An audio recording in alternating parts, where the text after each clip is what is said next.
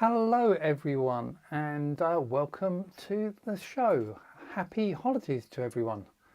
So yes, on today's live show, an end of year special. So a catch up really about some of the news that we've had recently, and also about everything that's been happening all year with Pico, Pico2s, RP2040s, RP2350s, and everything else that I think is cool. And of course catch up on some of my projects and what's going on with them, plus some of the behind the scenes stories around my channel and the stuff going on, as well as an opportunity to talk a little bit more to you and respond a little bit more directly when you ask me questions and things. So all good stuff. So hi guys, I'm John, your concierge to the world of the Raspberry Pi Pico, Pico2, IoT, robotics, fun tech and other fun tech. Welcome to my channel, welcome to the live stream. And we're in Christmas jumper mode, as we're in the full Christmas season, and Jingle Bots seemed appropriate for a Christmas jumper, don't you think? So this is a bit of a more relaxed view on the live stream, around the world of the Pico and the stuff that I do around my channel most of the time. So there we go. So I hope everyone is having a great holiday season. Let me know how it's all going, chilling out, eating too much. If it's your first time watching the channel, then thank you very much for joining. If you're returning, then definitely thank you very much for coming back. I do appreciate it, and I appreciate all your likes, all your helps, all your subscribes, all of your comments and all of your thoughts. So how is everyone? How are all the projects going and things? Because this is a good time of year often for people to get a bit of downtime away from the office to get some work done. I'm just going to drop that camera down a bit so I get a slightly better view of the stuff behind me. So I hope your projects are going well. Some of mine are, some of mine aren't. As always, projects are not always easy to do, are they? I always like to hear your stories around your projects, so please do get in touch. Use that live chat facility to let me know what you're up to and what's going on.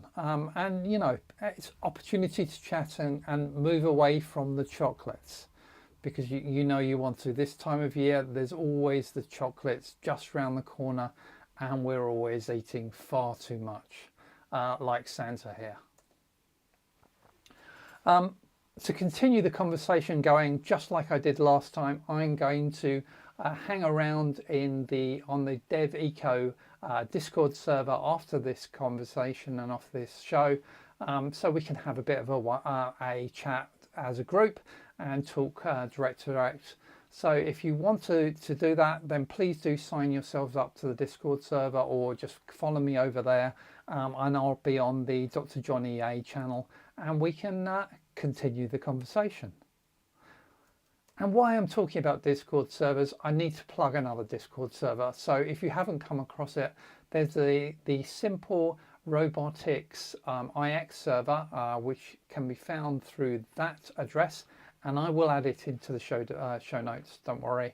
And this used to be a really active server, then it went quiet for a bit, and now they're really trying to bring more activity into the server, covering robotics, embedded systems, IoT, other development activity, gaming, lots of stuff there. So please go and have a look at that. It could become quite an interesting server and an opportunity to learn from other people. And that's what we're all about, isn't it, really? Learning about stuff and getting fun tech out there.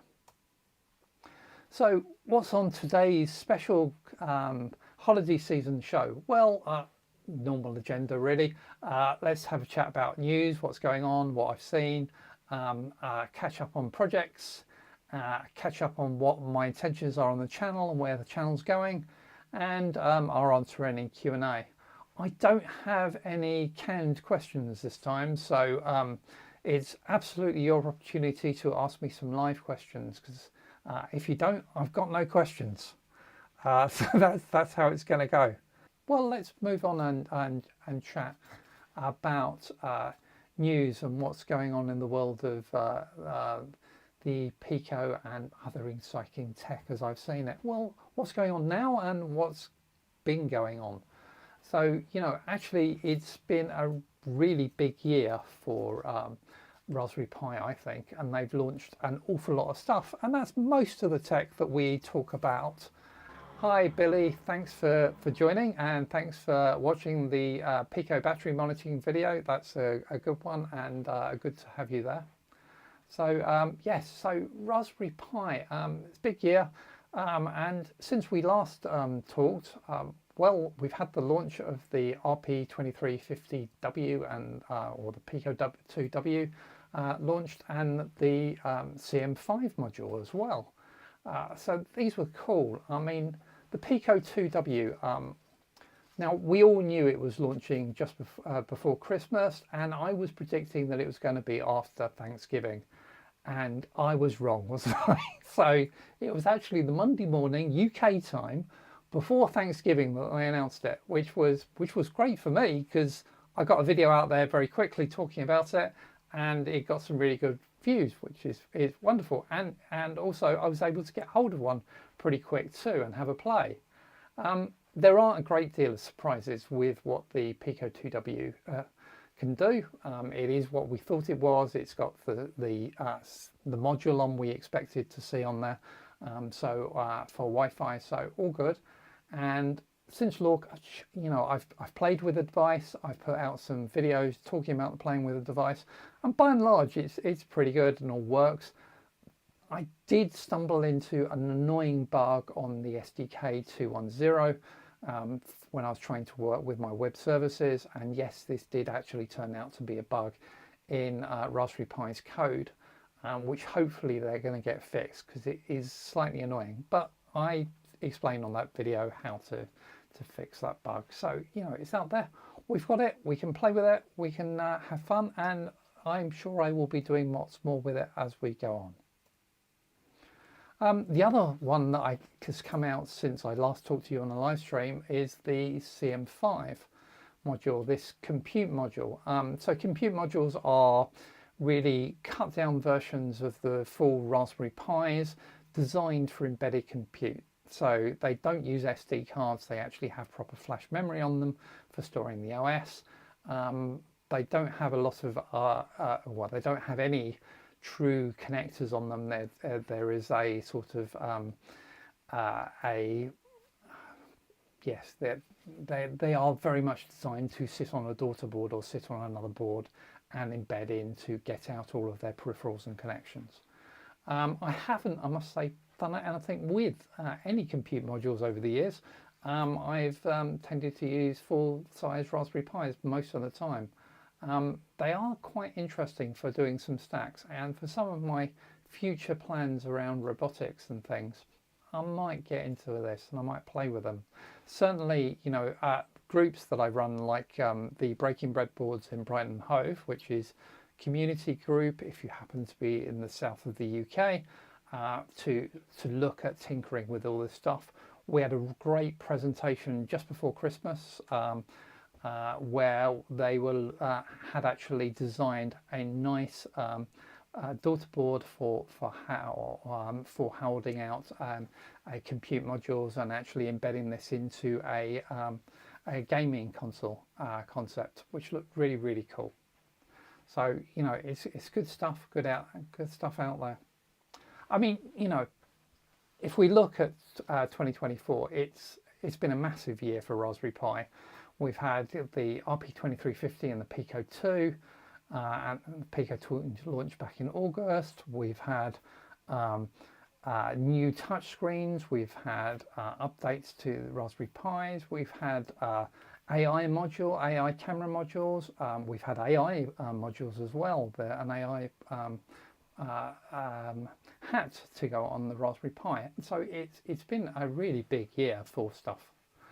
Yes, we've had some disappointments as well. I think we're all a little bit disappointed about the hardware bug within the RP2040, and you know, forewarned is forearmed. You know, if we know about it, we can avoid it. I know some people have said, oh no, it's almost impossible to avoid, but I think you can redesign, you can design around it if you know about it in advance. And the RP2050 is making its way into lots of products out there as well. I was having a look and seeing and noticing that the WaveShare touchscreens that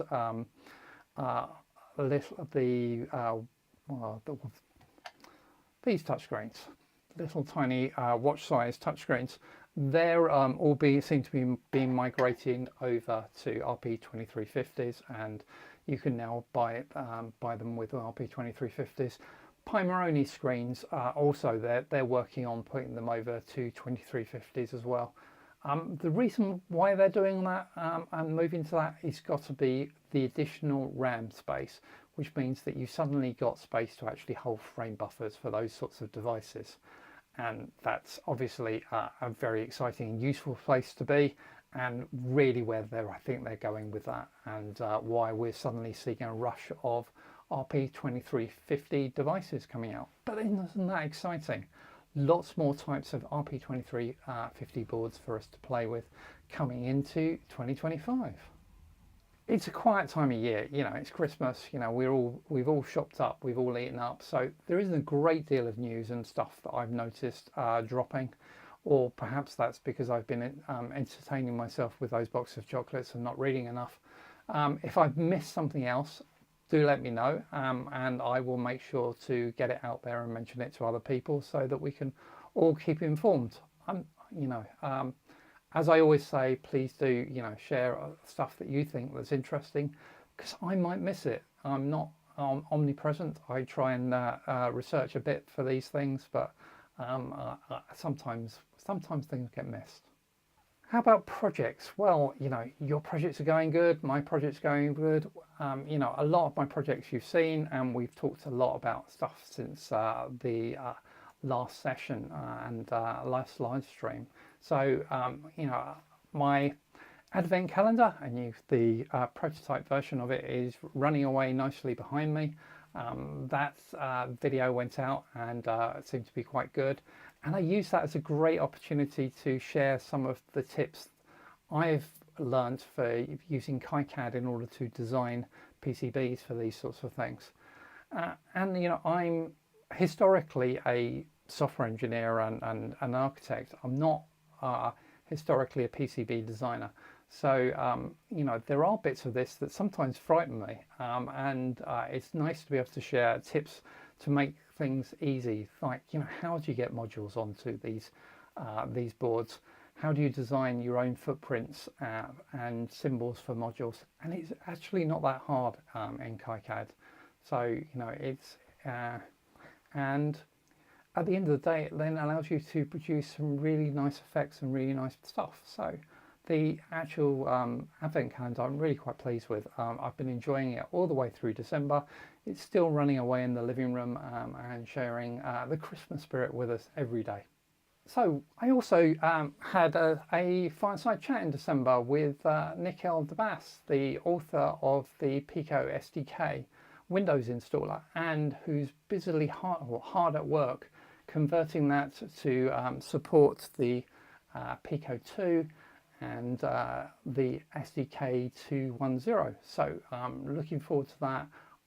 He did tell me just before Christmas that he's getting really close to releasing that, so that'll be good to get that out and have that, because not every one of us wants to spend all of our time in IDEs compiling. Sometimes we want to use our command lines and the SDK directly, so that would be cool to have. And I'm not wearing it, but I also converted my my name badge to be able to play video, and I was really pleased to do that, because it bothered me initially that it wouldn't do video, and I wanted to fix that. Now, to do that, I had to use a Pico 2 or an RP2350 board. Actually, I used one from PIMoroni because I got a lot more flash then. But yeah, and as you see, if I can get that into the camera, I actually have gone very Harry Potter with the design now. So we have yes, a little head that just sort of slightly turns in a very Harry Potterish way, but it amused me. It amused me anyway. So yeah, getting video onto that was really good. It was tricky.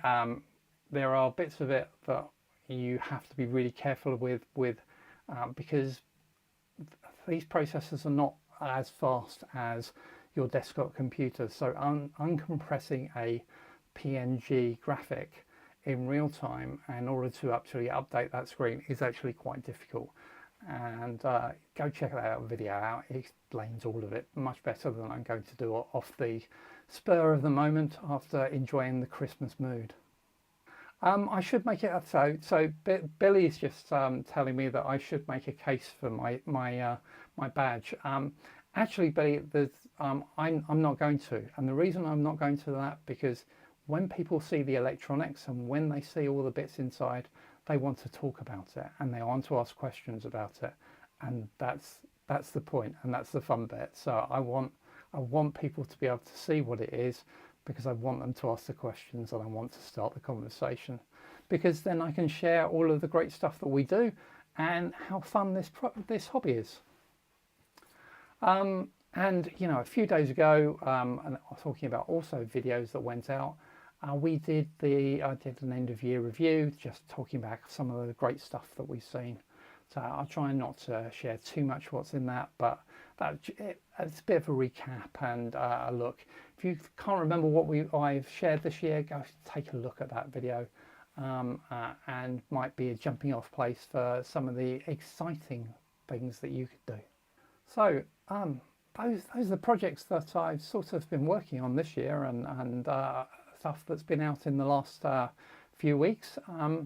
The stuff that I'm working on that I haven't shared yet, well, quite a bit of that is actually around the weather station.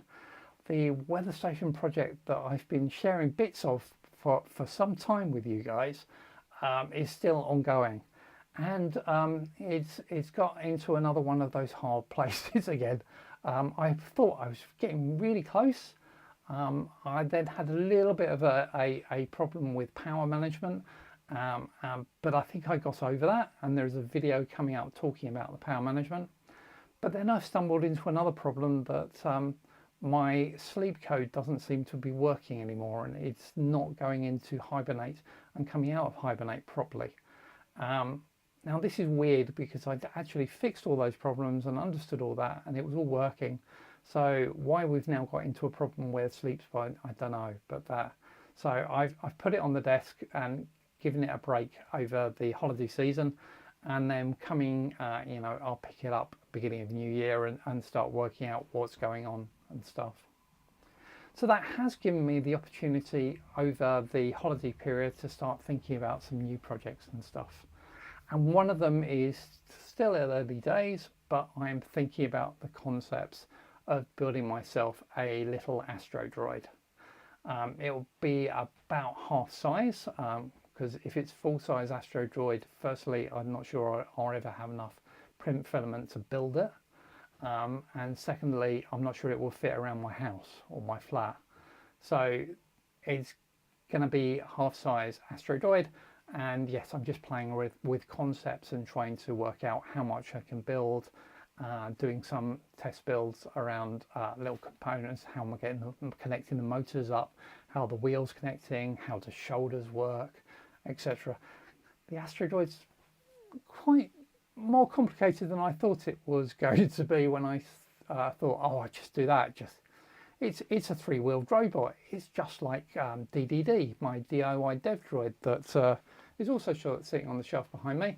If you remember the DIY dev droid, if not, go and check out my videos on that, where I showed how I built a three-wheeled ROS2 robot that I could drive around and have fun with. So this is, can I scale this into something that actually looks a bit more like an astro droid and have some more fun with it. So that's one of the projects I've got an idea of, and I sort of have an idea of another droid as well that might get built. So early days. If you're interested in them, please do let me know. Yeah, I'll keep sharing them and we'll see where we go. Those are the projects that sort of has been going on, you know, I'm trying to do as I come to the end of 2024. If there's any other really cool projects that you think I should be talking about, or if you want to share your project, I'd love to talk about it on the channel. You know, we can have a fireside chat. I can drop it into these conversations on here on my next live stream. Just get in touch and we can see what we can do. Yeah, the more we share other people's stuff, the better as far as I'm concerned. So how about looking forward? What might we be seeing in 2025? Well, I think some more, hopefully, of the weather station. I really do want to get the weather station up and working and finally out there. The Astro droids, we've already talked about them. Some more stuff on Rust. In fact, I've got a conversation coming up, a fireside chat coming up in a couple of weeks on talking about Rust and Rust on the RP2040 and RP2350. So do look out for that. It's with one of the guys behind the RP HAL, Jonathan, and it's a really, really good conversation. I think I learnt a lot. I'm sure you'll learn a lot. Worth listening into that one. And of course, some IoT stuff. I'm already playing around with some other ways of not just Wi-Fi, but there are other interesting things we can do in the world of IoT. Yeah, check out that. Keep an eye out for that stuff. That's my sort of plan of things that are coming up project-wise in the next year. As always, there's so much stuff we could do, and it's all fun. Broadcast schedule is continuing with my full vlog going out on Thursdays, and then a 3-minute catch-up on it going out on the following Tuesday. And I'll keep trying to do that. The 3 minutes, some of them are difficult, especially when you're doing things like fireside chats. Trying to take a 30-minute conversation that you've already cut down from a 50-minute conversation, and then trying to give a hint of it into a 3-minute conversation. Wow, it is quite a technical job, and perhaps I'm not the greatest video editor, but I will continue to do that because I think it gives, you know, it's nice to get a little bit of a feed of stuff out. And then Sundays, I'm trying to get something out on a Sunday. It will either be a live stream or I might do a short or something. I will work on getting some content out on a Sunday in between as well. And, you know, since we've met, I have had some success on the world of YouTube, and we finally got to being a full YouTube partner. Or I'm finally a full YouTube partner. That means you have to get to this level of 4,000 hours of consumed content within a year, and a rolling year, and that's what we've done. So we now are a full partner, which means I have access to all of the tools on YouTube to play and get everything out there for you guys, and see the full analytics around what's going on. So this is really good, and to help me sustain and build the channel going forward. So thank you all for subscribing and for watching, because without you I couldn't get anywhere near that. You know, it is absolutely you that enable me to actually have any success on this as well. And in this space, which is, you know, a pretty minority interest, isn't it? You know, working with embedded systems and robots and things. You know, I'm quite pleased to actually have got the channel to that point. So thank you again. I appreciate all of you out there, and you know, all that you've done to help. Now, of course, you know, I've still got my super thanks button on the channel. So, you know, if things I provide are really useful and helpful to you, please do use the super thanks button to give me cash tips. I do appreciate it. I have been putting money towards going to the open source event in San Francisco next year, which is a conference for tinkerers and developers and makers, and would be a great place to go. I'm not, things have unfortunately changed just over Christmas, so I'm not sure what next year's going to bring and how things might change. Unfortunately, I got a cancer diagnosis just before Christmas, so things, exactly what next year might be like, I'm not sure. Certainly it's still going to be me having fun building stuff and sharing it with you, because nothing in the world is going to stop me doing that. But whether I will be able to travel, I don't know. So it's really early days, and I'm not going to talk about it in the regular videos, but I might mention it occasionally in the live streams, because it's going to affect some of the stuff I want to do. So we'll see where we go and what happens. But yeah, I'm sure I'll be fine, but we're just on that journey. Things like Maker Central, which is coming up in the UK in Birmingham, May 17th and 18th. I'll try and get there, but again, it depends what's going on with treatment and things and where we end up. We'll see. Please do remember, I've got all my Udemy courses out there. So if you want the more detailed and more walkthrough steps on how to get going with some of this technology and stuff, then I've got courses on various subjects that I'm putting out there, and I've got some plans to do some more as well, because from talking to you guys and from talking to the students and sort of experience, there are other gaps and other spaces where I think people could do with some help. I mean, things like CMake and how CMake structure works in some of these projects. Even GitHub and best practice around GitHub and libraries and things. There are other bits of help I could probably provide, and so I will be looking to put up some additional courses out there. So, and remember, I'm not just on YouTube, so I'm putting stuff out there onto other social channels as well.